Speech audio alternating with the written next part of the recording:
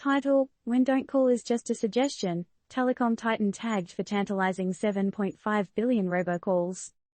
TLDR. Telecom behemoth, Avid Telecom, with its dynamic duo, owner Michael D. Lansky and VP Stacey S. Reeves, got a lot of people shaking their heads and phones when attorneys general from across the US dropped a 141-page legal bomb on them. Why? Because they allegedly made over 7.5 billion robocalls to people who were on the National Do Not Call registry. It's a major oops moment. Raise your hand if you've ever been personally victimized by robocalls. Turns out, your phone isn't the only one buzzing off the hook with those unwanted calls. And guess what? There's finally some action taking place. The Anti-Robocall Multi-State Litigation Task Force, PHU, say that 3 times fast, a team of 51 attorneys general and the District of Columbia isn't letting this slide. They've filed a lawsuit in U.S. District Court in Phoenix against Avid Telecom, its owner Michael D. Lansky and company vice president Stacey S. Reeves. They're demanding a jury trial to determine damages for the 7.5 billion robocalls they allegedly made to people on the National Do Not Call registry. And we're not just talking any robocalls.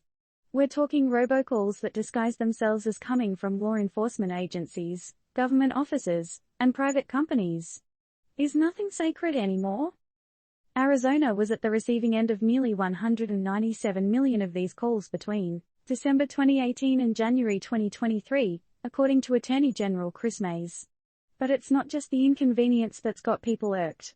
Many of these calls were scams trying to frighten consumers, often senior citizens, into handing over their cash. Now that's just cold exclamation mark. Americans are sick and tired of their phones ringing off the hook with fraudulent robocalls, said New York Attorney General Letitia James. Yeah, we feel you, Letitia. But before we get all pitchforks and torches, Avid Telecom's outside legal counsel, Neil Ender, has something to say. Contrary to the allegations in the complaint, Avid Telecom operates in a manner that is compliant with all applicable state and federal laws and regulations. Okay, Neil. Now, dear readers, the ball is in your court. Should companies be allowed to robocall, especially if they're just compliant with laws? Is it high time we upped our game to deal with this digital annoyance once and for all?